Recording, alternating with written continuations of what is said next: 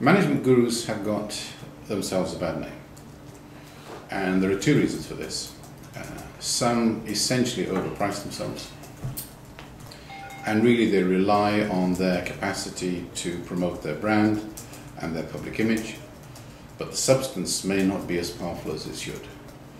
The second is, management gurus are gurus because what they have done is they've found one solution, one model, one approach, which they try and churn out time and time again. Each time hopefully being able to raise price because the last project or the last intervention in an organization led to some sort of success. Probably it's the latter as to the reason why management gurus have got themselves a poor reputation, in that the very first client they go to and where they conduct their research and thinking, they probably do a great job. But after that, they're into volume delivery across a client base. And they stop thinking. And they don't attend to the more intricate needs of each client.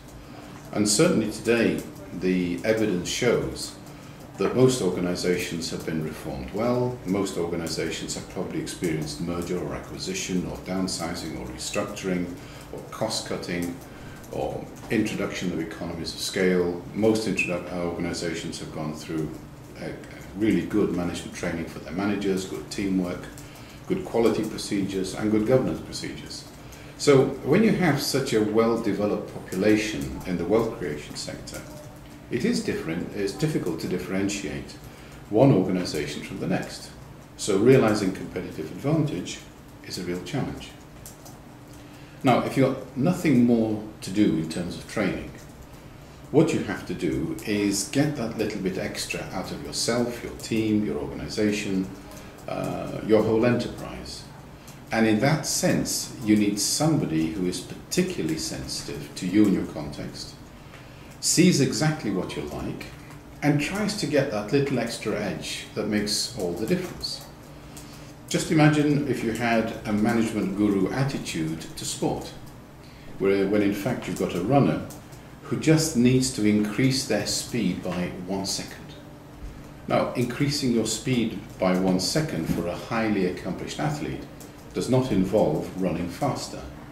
What it involves is somebody filming you and watching, for example, how your feet hit the earth, and wondering whether your stride is really as perfect as it could. So whether it's golf, whether it's athletics, whether it's running, a coach will try and take all the assets you've got and then slightly reposition them to make that much more out of you. So a golfing coach will try and help you adjust your swing.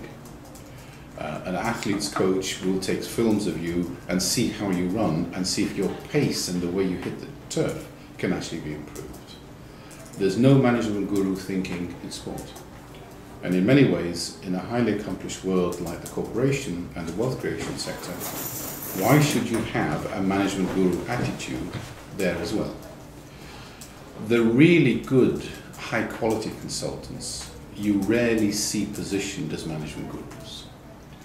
They tend to be sophisticated individuals who are well known to a network of clients, and those clients regularly call upon them because they combine two qualities. One, they actually have researched and are smart.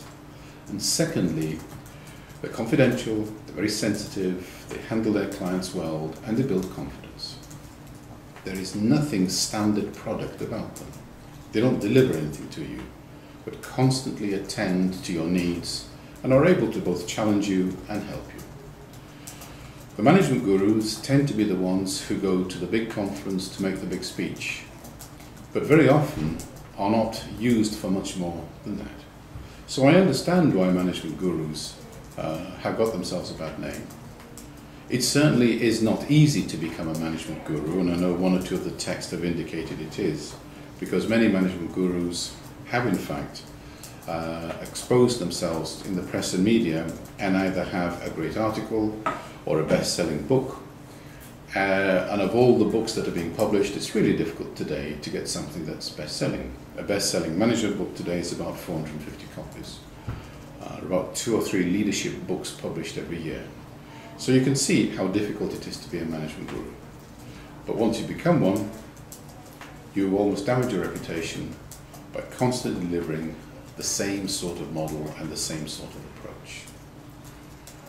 So it's usually high quality people that have stopped to listen and have stopped to learn are labelled as management gurus.